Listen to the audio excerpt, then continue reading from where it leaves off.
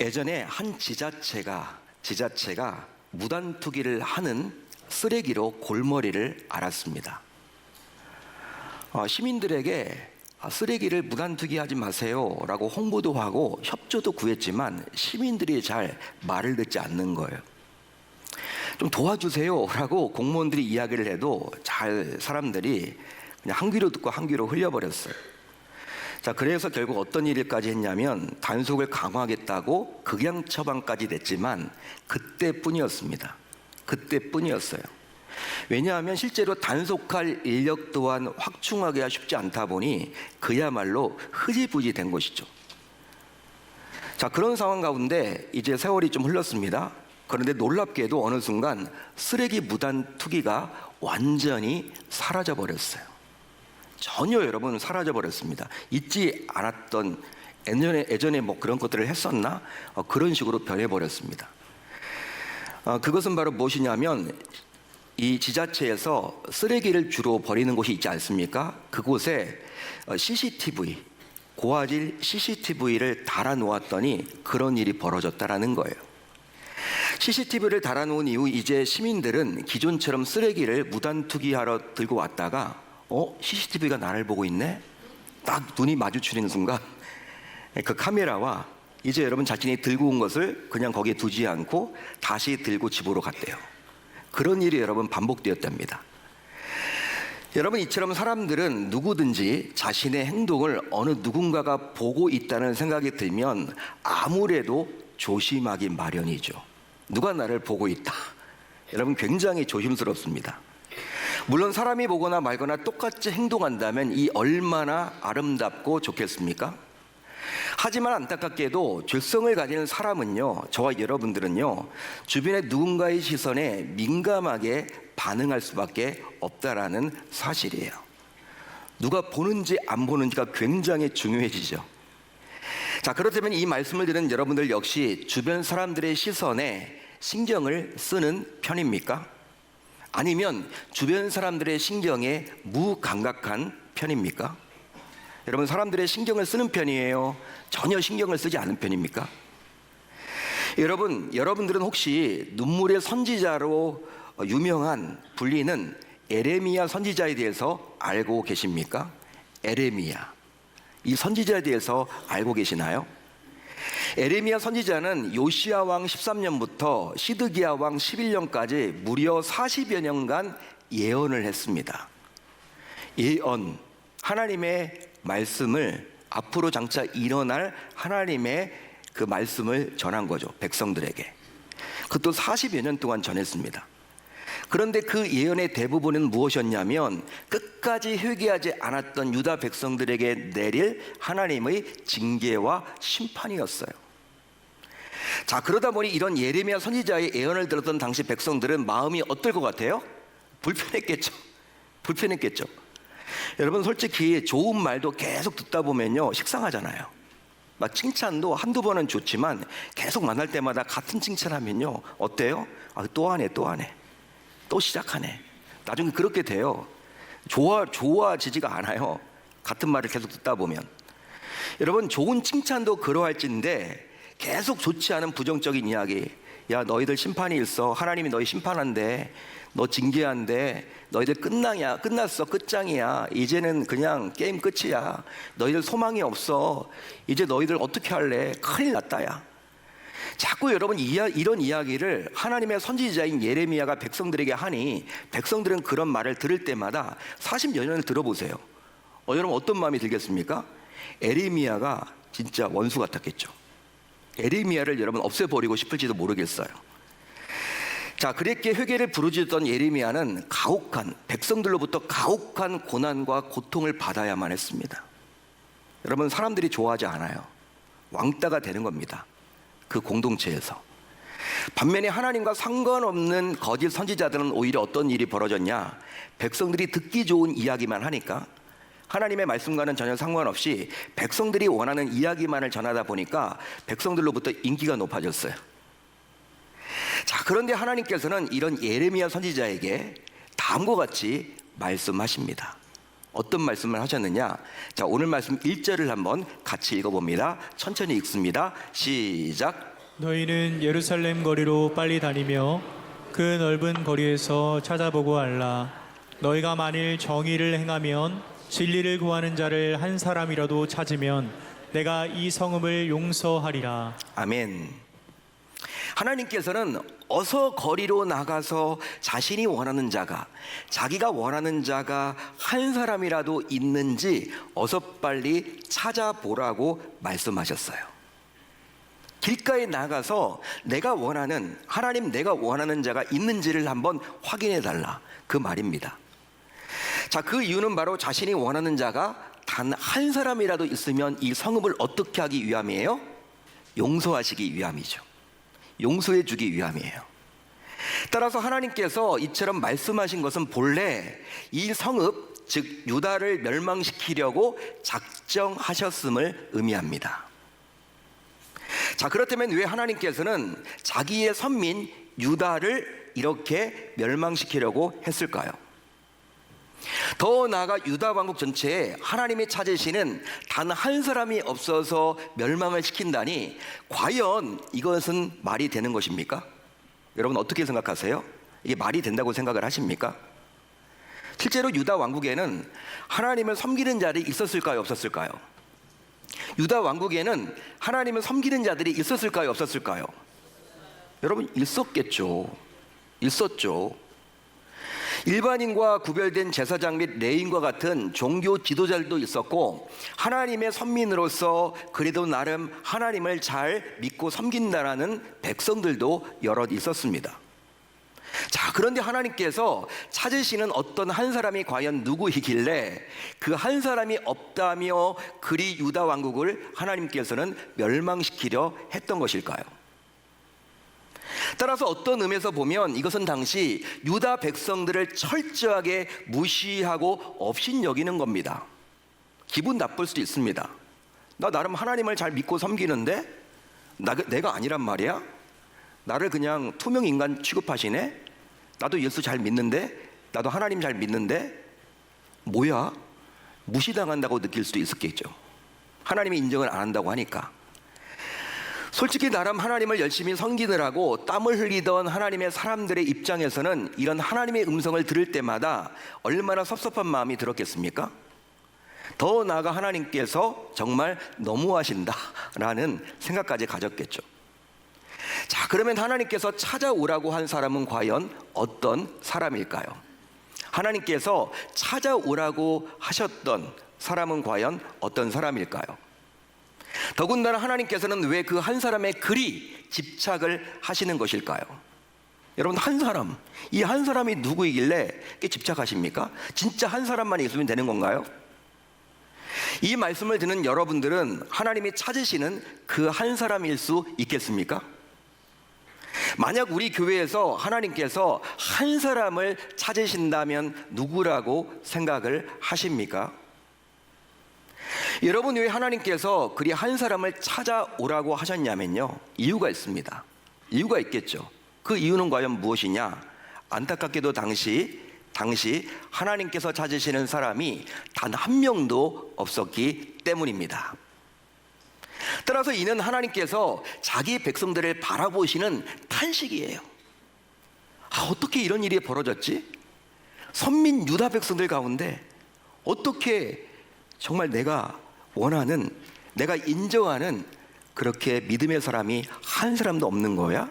하나님의 탄식이 거기에 담겨져 있는 거죠. 실제로 오늘 말씀 7절을 보시면요, 당시 백성들의 상태가 적나라하게 드러나 있습니다. 여러분 7절을 한번 같이 읽어봅니다. 천천히 읽습니다. 시작. 내가 어찌 너를 용서하겠느냐? 내 자녀가 나를 버리고 신이 아닌 것들로 맹세하였으며 내가 그들을 배불리 먹인즉 그들이 간음하며 창기의 집에 허다히 모이며. 아멘. 자, 이 구절을 잘 보시면 하나님께서는 자기의 자녀를 배불리 먹이며 돌보아 주셨습니다. 하지만 그들은 오히려 어떤 식으로 행동을 했어요? 하나님을 버리고 다른 길로 가버렸어요. 하나님이 그렇게 은혜를 베풀어 주셨는데, 배불리 먹여 주셨는데 그들은 그 은혜에 그 은혜를 갚을 생각은 하지 못하고 배은망덕하게 다른 신을 떠나서 다른 신을 향해서 가버렸어요. 하나님을 떠나버렸어요. 그랬기에 단 한 사람도 하나님을 온전히 섬기지를 못했던 거죠. 한마디로 하나님의 눈으로 보았을 때 자기 백성들은 이미 빠져나올 수 없는 타락의 늪에서, 죄악의 늪에서 허우적거리고 있었습니다. 자, 그러니 이런 백성들에 대해서 하나님은 진노했던 거죠. 화를 냈던 거죠. 결국 이런 백성들에 대한 하나님의 결정은 바로 오늘 말씀 9절에 나와요. 자, 9절을 제가 한번 읽어드립니다. 이렇게 기록이 되어 있죠. 여호와의 말씀이니라. 내가 어찌 이 일들에 대하여 벌하지 아니하겠으며 나의 마음이 이런 나라에 보복하지 않겠느냐. 우리 주님의 의도예요. 뜻이 담겨져 있는 하나님의 말씀인 거예요. 실제로 이 구절을 통해서 하나님께서 말씀하신 대로 유다는 어떻게 되었을까요? 유다는 BC 586년, 즉 기원전 586년에 당시 신흥 강국이었던 바벨론 제국에 의해서 망하게 되었습니다. 멸망하게 되었어요. 그 이후 백성들은 바벨론의 포로로 끌려가서 무려 70년 동안 끔찍한 포로 생활을 감당해야만 했어요. 나라를 잃은 것뿐만 아니라, 주권을 잃은 것뿐만 아니라 가족들과 떨어져서 포로 생활을 해야만 했어요. 머나먼 이국에 가서, 이방 나라에 가서. 자, 그러다 보니까 심지어 목숨보다 중요한 신앙의 자유마저 빼앗기며 처절한 아픔을 당시 백성들은 겪어야만 했었겠죠. 자, 그렇다면 하나님의 눈에서 벗어난 이들은 과연 어떤 모습일까요? 당시 하나님의 눈에서 벗어난 이들은 과연 어떤 모습이었을까요? 먼저 정의를 행하는 것과 진리를 구하는 것을 버렸습니다. 정의를 행하는 것과 진리를 구하는 것을 버렸습니다. 여러분, 오늘 말씀 1절을 보세요. 여러분, 눈으로 한번 보십시오. 1절을 보면요, 하나님께서 찾으시는 자는 정의를 행하며 진리를 구하는 한 사람입니다. 그만큼 하나님께서는 정의를 행하고 진리를 구하는 것을 아주 귀하게 보시겠죠. 자, 그런데 여기서 말하는 정의와 진리를 버렸다라는 이 말은 과연 어떤 말일까요? 정의와 진리를 버렸다, 이 말은 어떤 말입니까? 이것은 바로 하나님의 방법대로 전혀 살지 못했다라는 의미예요. 그 이유는 바로 당시 그들의 마음과 생각에, 백성들의 마음과 생각에 하나님의 말씀이 들어있지 못했기 때문입니다. 말씀을 마음에 새기지 못했기 때문이에요. 말씀을 이 머리 생각에 새기지 못했기 때문이에요. 듣는 말씀은 많았겠지만 새기지 못했기 때문이에요. 간직하지 못했기 때문이에요. 자, 그러면 당시 그들은 어떻게 살았을까요? 당시 백성들은 어떻게 살았을까요? 자기 마음대로, 자기가 하고 싶은 대로 절제 없는 죄악된 타락한 삶을 살았습니다. 너무나 안타까운 일이죠. 오늘 말씀 7절로 8절에도 나오지만, 오늘 말씀 7절로 8절을 보시면요, 백성들이 어떻게 살았는지 다 기록이 되어 있습니다. 7절로 8절에도 나오지만 신이 아닌 것들로 맹세를 했어요. 신이 아닌 것들로 맹세를 했다니까요. 거기에 더하여 창기 집에 허다히 모였습니다. 육체적인 행함을 했습니다. 그뿐 아니라 더욱이 영적인 음란을 저질렀어요. 영적인 음란. 하나님만 섬겨야 되는데 하나님도 섬기고 우상도 섬겼어요. 여러분, 바람 핀 거예요. 영적인 바람을 핀 거죠. 영적인 음란을 저지른 거예요. 하나님만 섬겨야 되는데, 유일신 하나님만 섬겨야 되는데 하나님도 섬기고 다른 것들도 기웃기웃 거렸다라는 거예요. 한마디로 감히 말로 표현할 수 없을 정도의 엄청난 죄악을 저질렀습니다. 그게 당시 백성들의 모습이었기 때문에 여러분, 우리 주님의 눈에 안 들어오는 거예요. 또 있습니다. 입으로만 신앙생활을 했습니다. 입으로만 신앙생활을 했습니다. 자, 오늘 말씀 2절을 보면 그런 내용이 나오죠. 2절을 보시면요, 하나님의 전에 와서 신앙 고백을 했지만 결국 입으로만 중얼거릴 뿐 모두가 다 거짓 맹세였어요. 입으로는 신앙생활을 잘해. 그렇지만 어떤 행동이 없어. 변하지 않아. 입으로만 하는 신앙생활, 거짓 맹세를 하는 거죠. 더욱이 예배를 드리는 시간만 신자인 척 앉아서 이것도 하고 저것도 했지만 그건 모두가 다 거짓 행세였습니다. 거짓 행사, 그것이 바로 무엇이냐? 쇼였습니다. 쇼.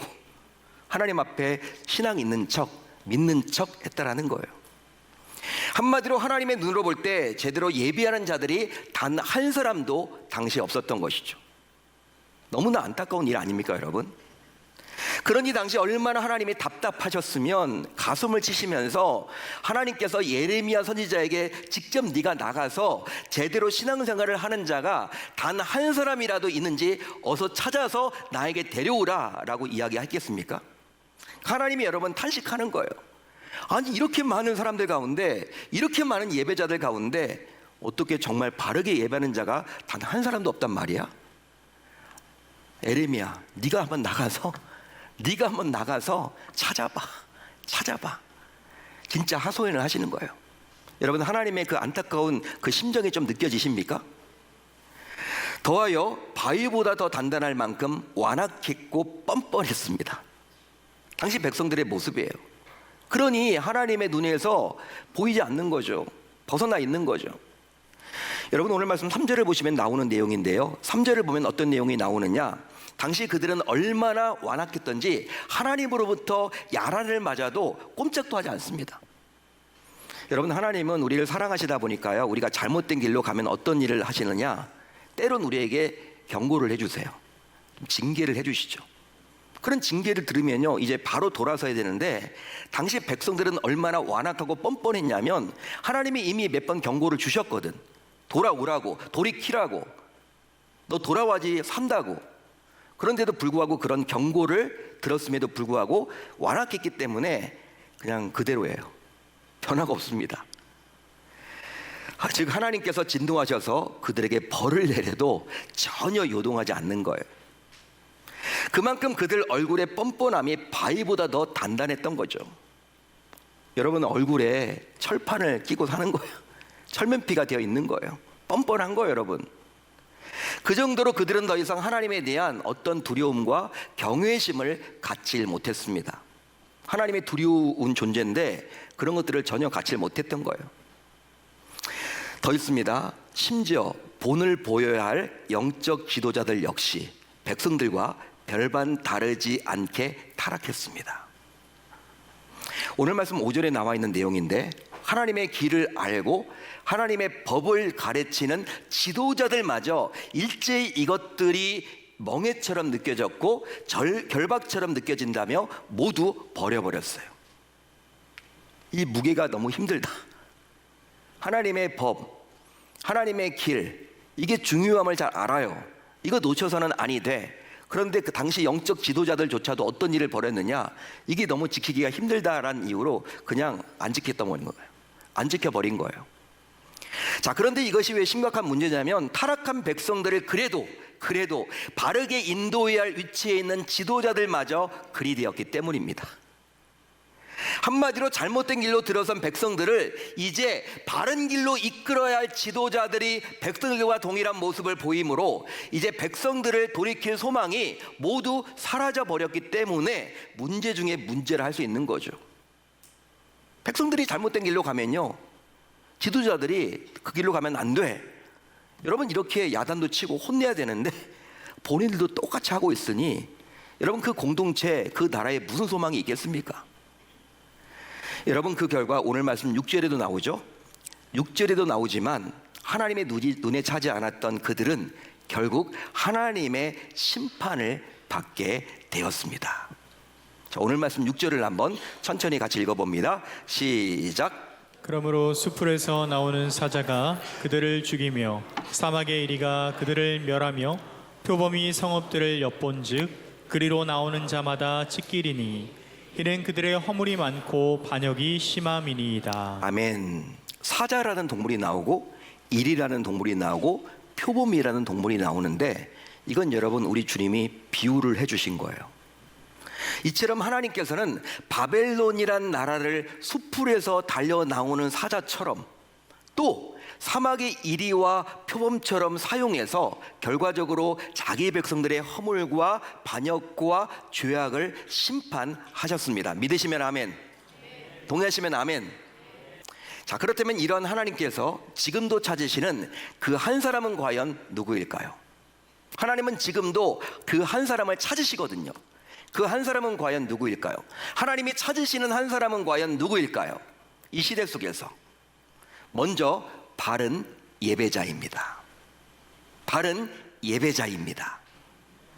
하나님께서는 입으로만 신앙생활을 하고 예배를 드리는 자가 아니라 자신을 바르게 섬기고 거짓 맹세를 하지 않는 참된 믿음의 사람들을 지금도 찾으십니다. 따라서 성도로서 예배를 드리는 것에 그냥 만족하고 안심해서는 아니 되는 것이고, 과연 하나님께서 받으시는 바른 예배를 내가 드리고 있는지 스스로 점검할 수 있어야만 하는 것이죠. 여러분, 예배를 드린다, 예배 드렸다 주일날, 여러분 그것에 안심하시면 안 돼요. 만족하시면 안 돼요. 그건 당연히 기본인 거고, 내가 이렇게 1시간 예배를 드리고 있는데 이 예배를 하나님이 정말 기뻐하시고 받을 만한 내가 예배자가 되어서 예배를 드리는지를 항상 우리는 면밀하게 점검할 수 있어야 하는 거예요. 왜냐하면요, 성도라면서도 바른 예배를 드리지 않으면 결국 하나님을 무시하는 것이고 하나님을 조롱하는 것이기 때문이에요. 하나님은 조롱당할 뿐이 아니죠. 우리를 다 알고 계시는데. 그래서 이제 오늘도 하나님께서는 바른 예배를 드리는 참된 예배자를 적극 찾으십니다. 할렐루야, 할렐루야. 다음으로 죄와 싸우는 자입니다. 죄와 싸우는 자입니다. 자, 그러면 죄는 무엇일까요? 여러분들의 친구 가운데 불신자가 있다고 칩시다. 야, 죄 이야기는 어떤 세상의 강연에서는 들을 수가 없어. 너 교회 다니지? 요즘에 교회에서도 죄 이야기 잘 안 한다고 하는데 니네 교회는 죄 이야기 하니? 물어보면서, 야, 네가 그래도 교회를 오래 다녔는데 나에 대해서 죄가 뭐야? 한번 한 줄로 설명을 해봐. 여러분, 한 줄 설명이 중요하거든요. 여러분, 긴다고 여러분 길게 설명한다고 그 설명을 잘하는 게 아닙니다. 한 줄로 딱 이야기를 해봐. 죄가 뭐야? 나한테 이야기를 해줘. 여러분들의 불신 친구가 여러분들에게 물어본다면 여러분들은 어떻게 반응하시겠습니까? 나는 모르고 우리 김도겸 목사님은 아실 것 같으니까 같이 교회 가보자, 그렇게 말하시면 안 되고, 여러분들이 답변을 하셔야죠. 한 줄 여러분 답변은 뭘까요? 죄는 뭡니까 여러분? 죄는 바로 하나님의 법을 떠나는 거예요. 여러분, 우리의 삶을 다 감찰하시잖아요. CCTV로 다 찍고 보시잖아요. 실시간으로. 우리 주님이 보시면서 우리가 직장에서, 우리가 삶 속에서, 우리가 학업 속에서, 우리가 가정에서 죄와 싸우려고 막 하는 몸부림치는 그 모습을 우리 주님이 흐뭇하게 보신다라는 거예요. 그래 아들아, 딸아, 잘하고 있어, 그렇게 해야 돼, 응원도 해주신다라는 거예요. 자, 그렇다면 지금도 하나님께서 이러한 한 사람을 적극 찾으시는 이유는 과연 무엇 때문일까요? 여러분, 지금도 하나님은 찾으시잖아요. 한 사람을 이렇게 적극적으로 찾으시는 이유는 과연 무엇 때문일까요? 아주 중요합니다. 그것은 바로 하나님께서는 성도인 우리와 우리 교회와 우리 민족이 망하는 것을 원치 않으시기 때문입니다. 아멘. 아멘. 기회를 주시고자 함이에요. 기회를 주시라는 거예요. 사랑하는 아들아, 사랑하는 딸아, 네가 돌이키기만 하면 내가 기회 줄 거야. 지금 그 이야기를 하고자 함이에요. 그렇게 하나님은 이미 우리를 배불리 먹게 해주셨습니다. 거기에 더하여 이 나라와 이 백성들에게 얼마나 많은 것을 채워주셨는지 몰라요. 어떤 상황, 어떤 처지, 어떤 장소에서도 하나님 앞에서 살아가 봅시다. 하나님 앞에서 살아가 봅시다. 교회 안에서만 하나님 찾지 마시고 교회 밖에서, 직장에서, 생업에서, 학업에서, 가정에서 하나님 앞에서 살아내시기를 바랍니다. 한마디로 하나님의 시선을 의식하는 신전인격, 곧 호람대오의 신앙으로 살아가야 할 줄로 믿습니다.